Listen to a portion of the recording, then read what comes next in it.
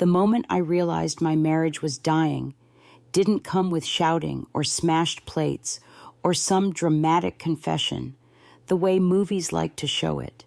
It came quietly, disguised as my husband walking past me in the kitchen without touching me, without looking at me, without even feeling the air shift the way it used to when two people are still connected.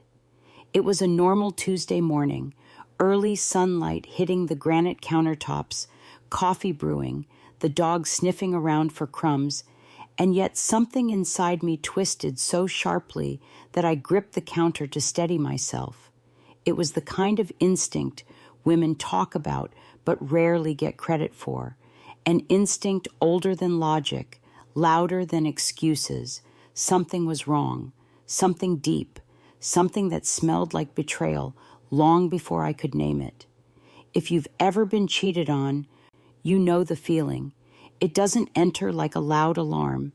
It seeps in like cold air under a door, soft, slow, and chilling.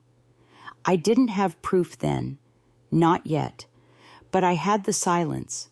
The way he checked his phone with the brightness turned low, the way his showers took longer, the way he laughed at jokes I didn't hear, the way his eyes slid away when I asked how his day was, like my voice was background noise to a conversation happening somewhere else.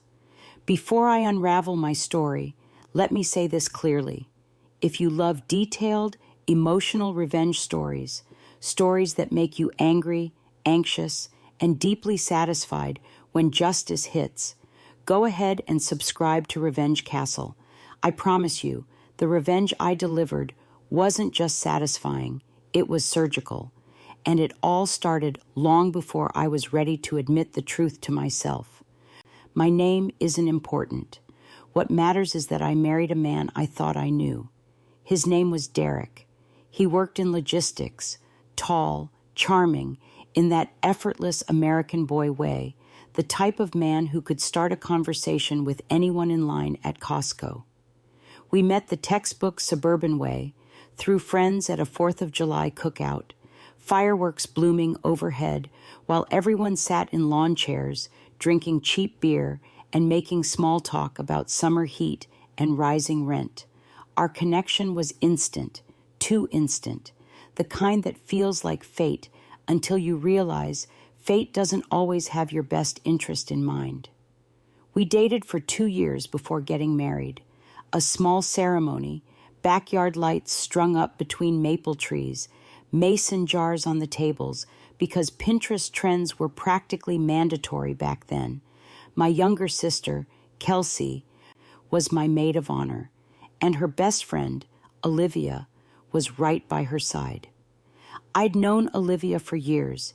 She was the pretty one, the loud one, the life of the party girl with hair that never frizzed and a laugh you could hear 3 houses over. She and my sister were inseparable. Sleepovers, mall trips, pumpkin spice latte season. They did everything together. I never imagined I should be watching her more closely. If anyone had told me then that my husband would betray me with the girl who used to sit on my couch eating Doritos during movie nights with my sister, I would have laughed. Not because I thought Derek was perfect, but because betrayal rarely comes from strangers. It comes from people who know exactly where your trust lives. But here's the thing about affairs. They start small, a glance held too long, a joke shared too deeply, a spark ignored until it's too late to put out. Looking back now, the signs were there long before I noticed them.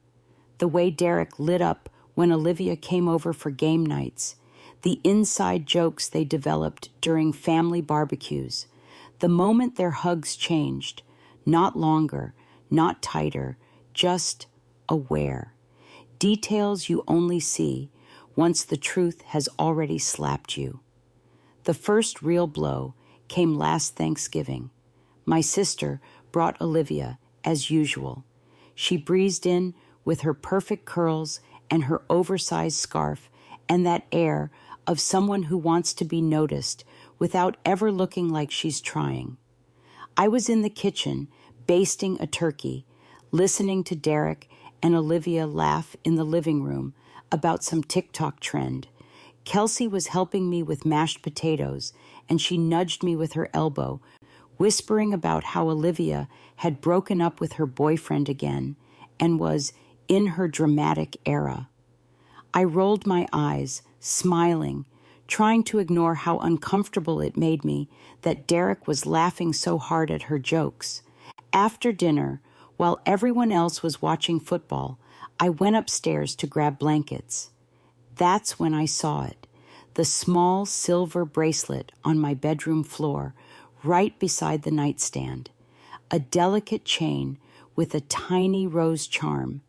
There was only one person I knew who wore that exact bracelet every day of her life, Olivia. She had gotten it at a Nashville boutique the summer before. She showed it off at my sister's birthday brunch like it was a diamond tennis bracelet. She loved that thing. She never took it off. Yet there it was under my bed. My throat tightened. I stared at it for a long minute before picking it up between shaking fingers. The rose charm gleamed under the overhead light, taunting me, whispering things I didn't want to believe. I tried to rationalize. Maybe she dropped it when she came to use the bathroom. Maybe it fell off while she walked upstairs for something.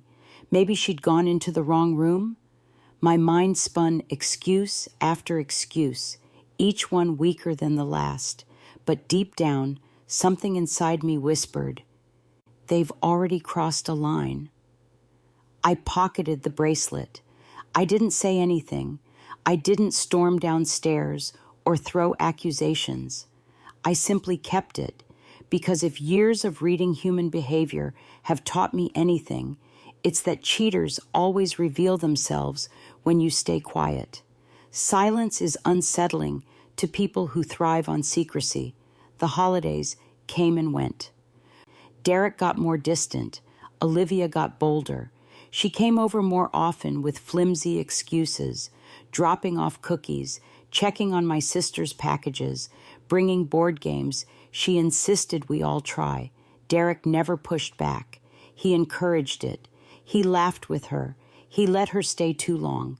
He didn't sit next to me on the couch anymore. He sat across from me, where he could see her better. The night my suspicion turned into certainty happened on a chilly January evening when Derek texted me from work saying he'd be late. I didn't think much of it. It happened sometimes. Logistics jobs could be unpredictable. But then, while cleaning up the bedroom, I lifted our decorative throw pillow and found something that didn't belong. A lipstick stain, faint, a shade of mauve I didn't own. My makeup bag hadn't had new additions in months, but Olivia, her signature shade was mauve, a drugstore brand she swore by. I'd watched her apply it 100 times. My heart didn't pound that night. It sank. It sank so deeply that I felt numb. And numbness is dangerous, because from numbness comes clarity, and from clarity comes revenge. I didn't confront Derek, not yet. Confrontation gives cheaters time to hide things, time to twist stories, time to clean up the mess they made. And I wasn't going to give him that time. Instead, I began watching them. Not obsessively, not chaotically, silently, strategically. I noticed how his phone now lived face down, how he jumped when notifications buzzed, how he showered immediately when he got home, how he changed his passcode, how he suddenly cared about grooming more, how cologne disappeared faster, how he started doing laundry more often, his laundry, not ours. And Olivia? She dropped hints like breadcrumbs, wearing new jewelry, going on mysterious dates, posting boomerangs at restaurants I knew Derek liked. She loved attention too much to hide an affair. She wanted to be seen without ever being caught. What they didn't realize was that I was already watching, and not just watching, documenting, quietly, patiently, precisely, because revenge wasn't going to be a screaming match or a dramatic exit. Revenge was going to be a masterpiece. And it started the night I followed him. My stomach froze when he wasn't actually at work, but everything after that night, that was the beginning of the end, for both of them. I didn't plan to follow him that night. The idea wasn't calculated. It wasn't something I'd rehearsed. It just happened, born from that numbness that had settled over me like frost. When he texted that he'd be working late again, something inside me pushed back, not with anger, but with a quiet certainty that if I didn't act now, the truth would keep slipping through my fingers. So when he left the driveway 20 minutes earlier than usual, I slipped on my coat, grabbed my keys, and waited a full 60 seconds before backing out. I didn't turn the headlights on until I'd rounded the corner. I kept 2 cars between us.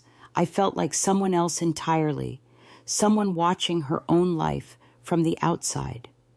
He didn't head toward his workplace on the north side of town. Instead, he merged onto the highway, heading south toward a stretch of suburban neighborhoods dotted with upscale restaurants, yoga studios, and those brick townhouses with perfect landscaping. It wasn't the direction of anything innocent. It wasn't the direction of a man rushing to finish paperwork. I kept my grip on the steering wheel tight, my breathing steady, even as my heart thudded slowly, heavily, like it was conserving energy for the truth it knew was coming. He exited at a boulevard we'd driven countless times. There was a frozen yogurt place there, a movie theater beneath a glowing blue sign, and a row of restaurants where people took Instagram photos of their appetizers. He turned into the parking lot of a dimly lit Mexican restaurant with a giant neon cactus outside, the kind of place where couples sat in dark booths with margaritas sweating on the table. He pulled into a spot near the back where the lights didn't quite reach. My stomach knotted as I watched him step out, straighten his shirt in the reflection of the window, and glance at his phone with a small smile, the kind of smile he hadn't shown me in months, the kind of smile you give when someone sends you something meant just for you. I watched as a second car, a silver sedan, pulled up beside him. The driver's door opened. I didn't need a clear view to know who it was. The way she tilted her head when she laughed, the way she tossed her hair over her shoulder, the way her silhouette moved.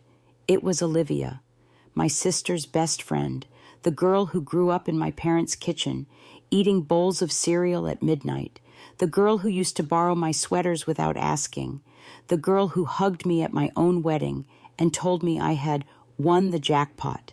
She got out wearing that mauve lipstick she loved so much. They met between their cars.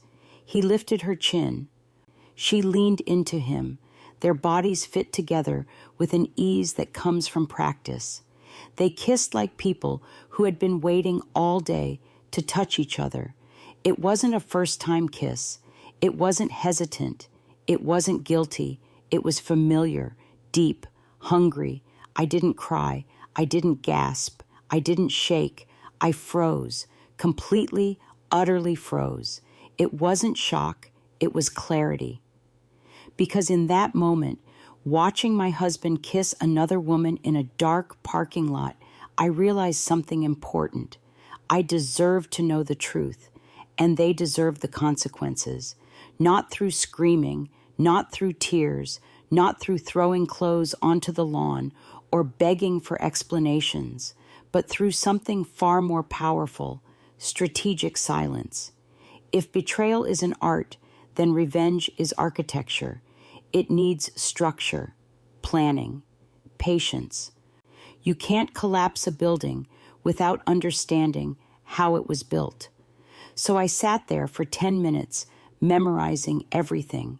The way he touched her waist, the way she giggled as she pressed her body against his, the way he rested his forehead against hers like I used to be the person he breathed with, the way they disappeared inside the restaurant, her hand in his. Then I drove home. I didn't confront him that night. When he walked inside hours later, smelling of lime and cologne and something floral that wasn't mine, I pretended to be asleep. I listened to him shower, humming softly, happy, relaxed, as if he was living his best life outside the walls of the home I kept spotless for us. He slept soundly that night. I didn't sleep at all. Instead, I lay there staring at the ceiling, planning. I wouldn't just expose him. I wouldn't just leave him. I wouldn't just tell my sister. That wouldn't be enough. Betrayal like this required something precise and unforgettable, something that hit where it hurt most, something that made both of them look at each other and realize they had dismantled their own futures with their own hands. In the days that followed, I began collecting everything. I went through our phone bill records, noting the late-night calls to a number I recognized as Olivia's. I checked credit card statements and found charges from places I'd never been.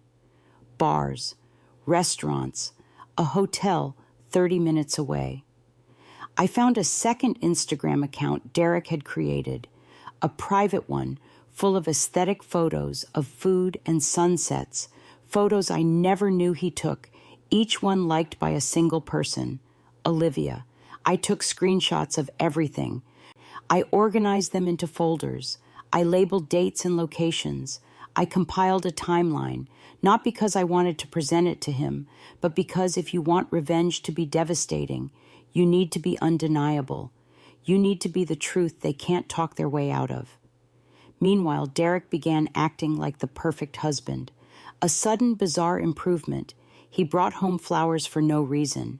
He cooked dinner twice in 1 week. He talked to me with warm eyes again. Cheaters do this. They try to balance the guilt scale. They give you affection so they can feel like they're still good people. But their affection feels hollow, like old air trapped inside a balloon, something you know won't hold. I played along. I smiled. I let him hug me. I let him believe I was clueless. The hardest part was pretending not to recoil when he touched me, pretending not to flinch when he said he loved me, pretending not to see the faint mark of her lipstick near his collarbone the day he hugged me from behind unexpectedly, pretending not to notice that he showered twice a day, even though he'd always been a one-shower guy. But the hardest part wasn't him. It was Olivia, because she didn't stop visiting. She didn't even slow down. In fact, she seemed to grow bolder. She'd show up for girl time with my sister and drop by my house afterward to say hi. She'd ask about my marriage in ways that felt too pointed, too curious. She'd make comments about how lucky I was to have a husband who took such good care of me. Sometimes I caught her glancing at Derek's car in the driveway, her lips twitching with a private joke I wasn't supposed to understand. She once set her phone down on my kitchen island, screen facing up, and I watched Derek's name flash across the screen in a text. Her cheeks warmed. She flipped the phone over so quickly she almost knocked over her iced latte. And that was when I decided how my revenge would end. Not with a confrontation at home, not with screaming, not with divorce papers, not with a secret exposed in private. No. Their betrayal was loud. Their arrogance was louder. My revenge would be deafening, and I would destroy them both without raising my voice. Because 2 months later, just 2 months after the night I followed him, my sister called me, breathless and excited, to tell me Olivia had found the love of her life, that she'd met someone new, that she was glowing, that she couldn't wait to introduce him to everyone. I asked who it was. She laughed. She said Olivia wanted it to be a surprise. But I already knew. I knew before she said the date of the party. I knew before she sent the invitations. I knew before Derek smiled too brightly when he heard the news. Their engagement wasn't a celebration. It was an invitation, a stage, a perfect opportunity. And I was going to use it, not to yell, not to beg, but to reveal. To the whole room, to my sister, to their families, to their friends, piece by piece, fact by fact, undeniable, irrefutable truth displayed for everyone to see. A masterpiece of consequences for two people who thought I was too weak to fight back, and they had no idea what was coming. The night I pieced everything together, the night the lipstick stain and the bracelet and the late-night drives all fused into one undeniable truth, I felt something inside me break, but in a way that reshaped me rather than destroyed me. Betrayal has a strange way of chiseling you down into something sharper, something that sees more clearly, something that stops begging for explanations and starts preparing for consequences. And consequences were exactly what Derek and Olivia were walking straight toward, even if they were too busy indulging their secret to see me pulling away from them emotionally. They thought they were being clever, sneaking around behind my back, stealing moments during family gatherings, exchanging glances they believed no one noticed. But what they didn't understand is that once a woman begins to suspect, she starts seeing everything. Patterns, pauses, details that would slip past anyone else. I watched Derek grow more comfortable with the affair. I saw Olivia lean into it more boldly, testing the limits of how close she could get to him with me still in the room. She'd find excuses to stand next to him at barbecues, brush her hand too close when passing a plate, laugh at his jokes with that subtle lilt that wasn't friendship, it was seduction. It made me feel sick, not because I still loved him in that moment, but because betrayal, this intimate, this intertwined with family, rewires a part of you permanently. But here's the twist they never expected. I stopped seeing myself as the victim. I started seeing myself as the architect. And architects don't rush. I collected evidence quietly, methodically, photos of credit card charges, screenshots of late-night messages, notes about where they went and when, a timeline that mapped their downfall inch by inch. Each detail fed into a plan forming in the back of my mind, not fueled by rage, but by precision. Then, one afternoon, my sister called. Her voice was bright, buzzing through the speaker as she told me her boyfriend had proposed. She was getting married. She was over the moon. And before I even finished congratulating her, she told me that, of course, Olivia would be her maid of honor. They had already started planning venue tours, color schemes, and she wanted me involved every step of the way. Her engagement party would be the first event, held at a local winery, with both families gathered to celebrate. The moment I hung up the phone, I realized the universe had just handed me the perfect stage. This wasn't Olivia's celebration. It wasn't Derek's. It wasn't mine. It was my sister's. Someone who deserved better than a friend who was secretly sleeping with her brother-in-law. If their affair came to light at this event, the fallout would be catastrophic for both of them.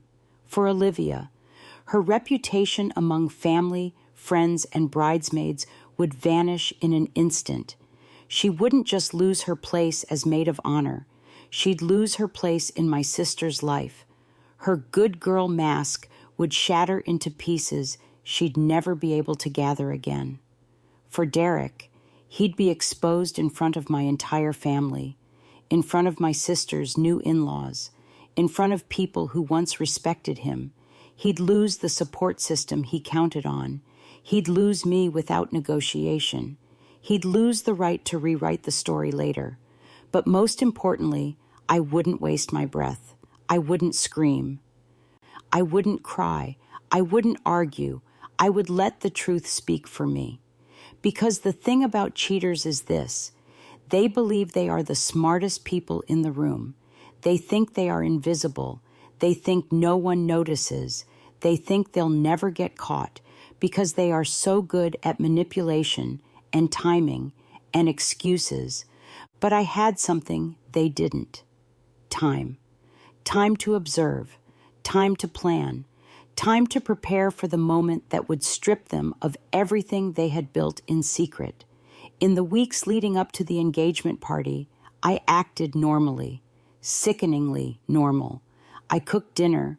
I watched movies with Derek. I chatted with Olivia when she came over with my sister to plan details. They had no idea I had stopped loving them completely.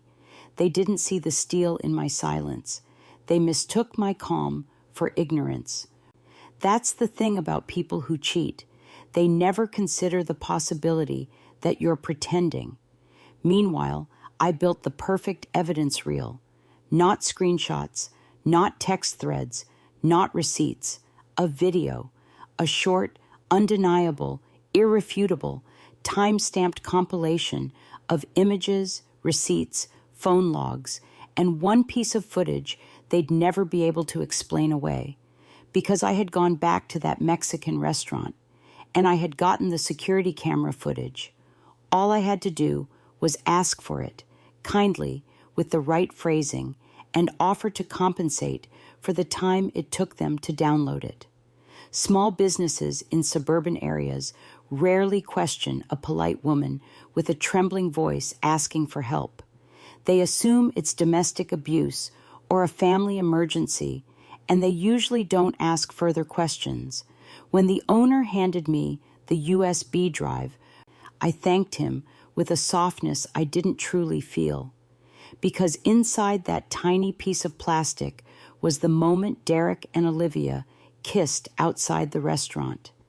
The moment they held hands, walking to their table. The moment they embraced in the shadows before leaving separately, pretending nothing was happening. I didn't need audio. Visuals were enough. People believe what they see.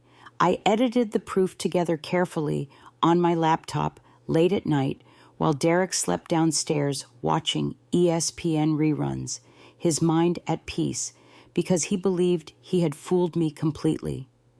The day of my sister's engagement party arrived crisp and sunny, the kind of early summer day that made the world feel clean and new. The winery had white draped tables, twinkling fairy lights, and a small stage where speeches would be made. My sister looked beautiful, glowing with joy, clueless to the storm that would soon hit. I hugged her tightly when I arrived, feeling the weight of what I was about to do, not because I doubted it, but because betrayal has ripples that touch more than just the betrayer. Olivia arrived shortly after, wearing a pastel dress and that mauve lipstick I could now spot from a mile away. She hugged my sister too long, the way guilty people cling to innocence. Derek arrived minutes later, wearing the shirt I used to love on him. He kissed my cheek like he still had the right, like the lie between us wasn't already dead. Everyone mingled, laughed, toasted, took pictures. I waited, not nervously, not anxiously, not with hesitation. I waited with the calm of someone who finally has the truth on her side. As dinner ended and speeches began, I quietly handed the winery's AV manager the USB drive. I told him it was a surprise video for the bride and groom. He smiled, nodded, and queued it up. And when he asked, "Should I play it now?" I said yes. The screen flickered on. What happened next would haunt Derek and Olivia for the rest of their lives.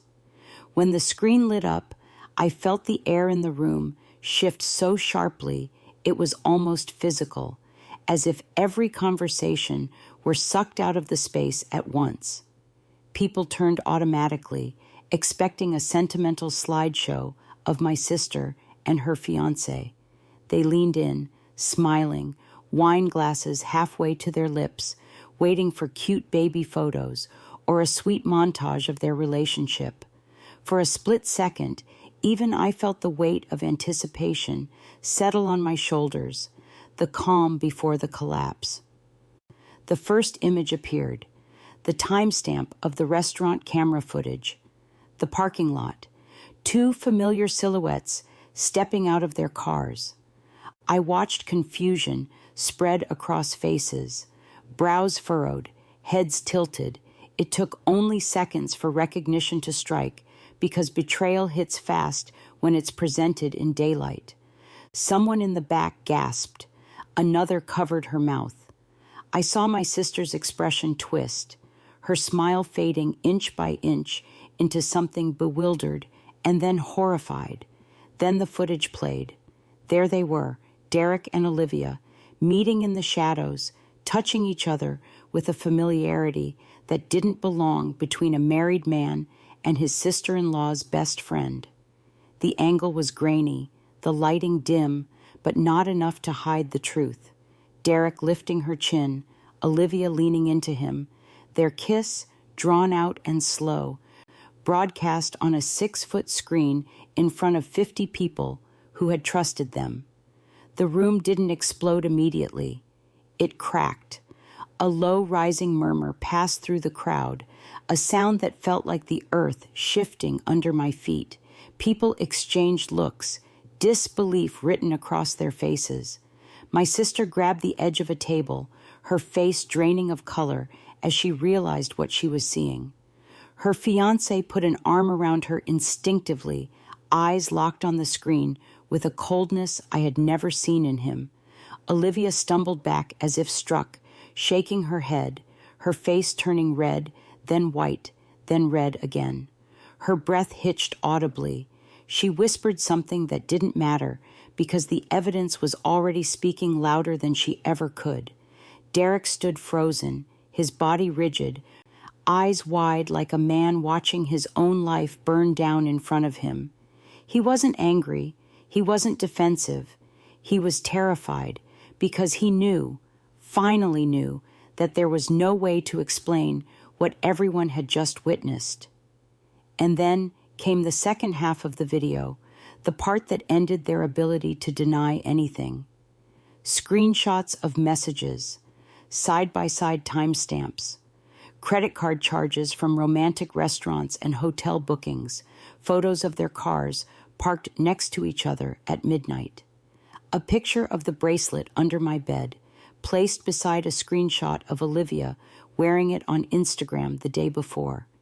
Each piece appeared like a hammer hitting the table, each proof louder, clearer, more devastating. The murmurs rose into sharp whispers. Someone muttered, "Oh my God," under their breath. Someone else said, "No way, no way," like repetition could rewrite reality. A woman near our table shook her head in disgust. My sister's future mother-in-law stared at the screen with tight lips, visibly judging every second she saw. I stood still, quiet, steady. I didn't flinch. I didn't smile. I didn't break. I had prepared myself for this moment so long that when it finally arrived, the chaos around me felt distant, like watching a movie from underwater. All I felt was release, a slow exhale that emptied months of dread from my lungs. When the video ended, the screen went black. The silence was deafening.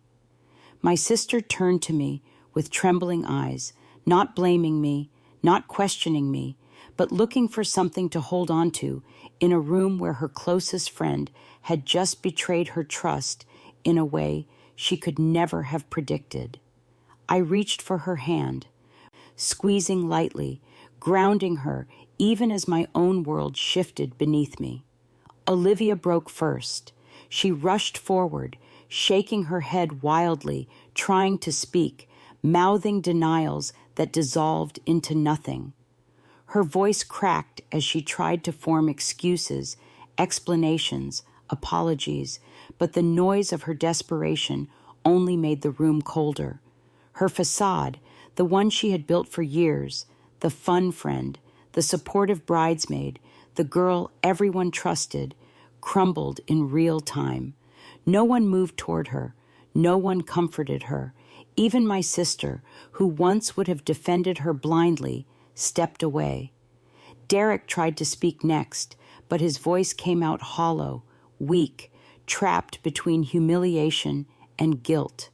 His cheeks flushed red, his jaw clenched, his eyes darting around the room like he was searching for an escape hatch in a building with no doors. He looked at me with something between panic and pleading, but there was nothing left inside me for him. Not sympathy, not anger, not love, nothing. Because what people like them never understand is this: by the time a woman chooses silence, she's already done grieving. My sister's fiancé stepped forward then, anger simmering beneath the surface. But he didn't direct it at Derek or Olivia. He turned to the guests, thanked them stiffly for coming, and announced that the event was over. His voice didn't tremble. It was measured, controlled, the kind of tone that told everyone he wasn't going to let someone else's betrayal stain his moment more than it already had. People began to gather their things, whispering furiously, glancing between the three of us, me, Derek, Olivia, as if watching the end of a long-running show they never realized had been a tragedy in disguise. Olivia tried to approach my sister, reaching out through choked sobs, but my sister stepped back with a look I had only ever seen once in my life, when we buried our grandmother. It was grief mixed with betrayal, the kind that doesn't just break trust, it incinerates it. Derek attempted to reach me too, stammering out fragmented attempts at explanations, but I walked past him without slowing, without acknowledging him, without giving him the final comfort of recognition. He reached out like he wanted to touch my arm, maybe out of desperation, maybe out of habit, but I stepped aside. Touch is a privilege. He had lost that. I walked to my sister and put my arm around her, letting her lean into me as the room emptied. She wasn't crying yet. She was too stunned. Shock has a way of filling the space that grief eventually consumes. I led her outside, the evening breeze cooling our faces, sunlight sinking low enough that it cast long shadows across the vineyard. Somewhere behind us, Olivia sobbed loudly. Somewhere else, Derek cursed under his breath. Somewhere in between, people exchanged theories and judgments and sympathy. But out there, standing with my sister, everything felt strangely quiet. And in that silence, something inside me settled. Not joy, not triumph, not even satisfaction. Something deeper, something cleaner. Closure. The kind of closure that doesn't need revenge to feel victorious because the truth had already delivered the punishment. The kind that doesn't need screaming because the evidence had already done the talking. The kind that doesn't need dramatic exits because walking away was dramatic enough. Later that night, when I returned home, Derek was waiting in the living room, face streaked, hands shaking, mouth open, like he wanted to explain everything. I didn't let him speak. I didn't need his story. I had the truth. And the truth was enough. I placed the folder of printed evidence on the coffee table, told him I had already contacted a lawyer earlier that afternoon and that he would be served. I didn't shout. I didn't argue. I simply stated it the way someone states the weather. Calm, unshakable, factual. He begged. He collapsed into apologies. He grasped for justifications. But betrayal is not a negotiation, and forgiveness is not a duty. I walked upstairs, packed a bag, and left him in the ruins he had built. He thought he broke me. He didn't realize he had freed me. And Olivia? My sister cut her off instantly. Her friends turned away. Her reputation dissolved in the same room she once walked through with pride. She disappeared from our lives as quickly as she had slithered into mine. Revenge wasn't the video. Revenge wasn't the humiliation. Revenge wasn't the exposed affair. Revenge was the one thing neither of them expected. I walked away intact. They walked away shattered. And that is the sweetest ending betrayal can ever earn.